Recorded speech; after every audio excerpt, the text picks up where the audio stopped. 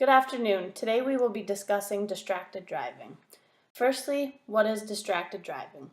According to the Royal Mounted Police, distracted driving is a form of impaired driving as a driver's judgment is compromised when they are not fully focused on the road.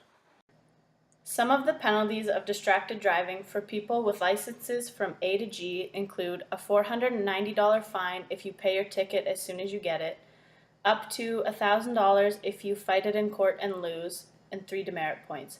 For licenses G1, M1, M2, your first offense is a 30-day license suspension, your second offense is a 90-day license suspension, and your third offense is your license being revoked.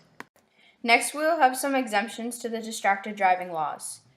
Firstly, there's commercial and public transit drivers, as well as public service workers who are engaged in the performance of their duties will be able to view the display screens of mobile data terminals and logistical tracking and dispatching devices. Specified commercial public transit includes bus and public function drivers, and licensed amateur radio operators have been provided an exemption for the handheld use of two-way or CB radios until January 1st, 2021. Viewing a display screen used for collision avoidance systems and viewing a display screen of an instrument, gauge, or system that provides information on the conditions, use, and immediate environment of the vehicle or that provides road or weather information, ignition, interlock, and car audio screens that display still images.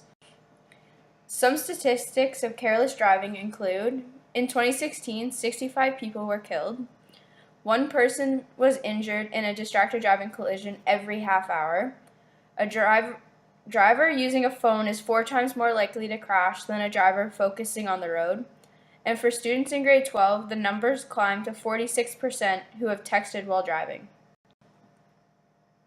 This photo describes the do's and don'ts when operating a motorized vehicle. Some of the do's include: use your headphones only when making or receiving phone calls, set your destination on the GPS prior to departing. The don'ts include: use hand-free functions or applications, always pull over at emergency bays or parking areas before using electronics.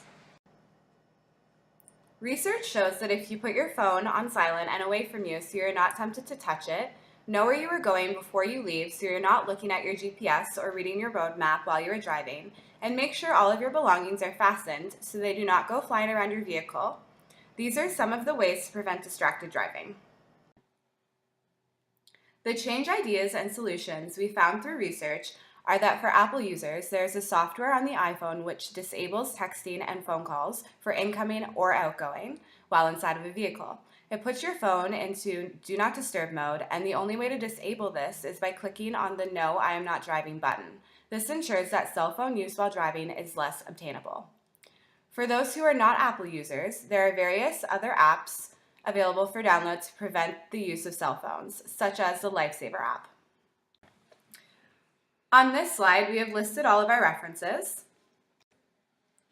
This is the end of our presentation. Thank you for watching, and please refrain from distracted driving.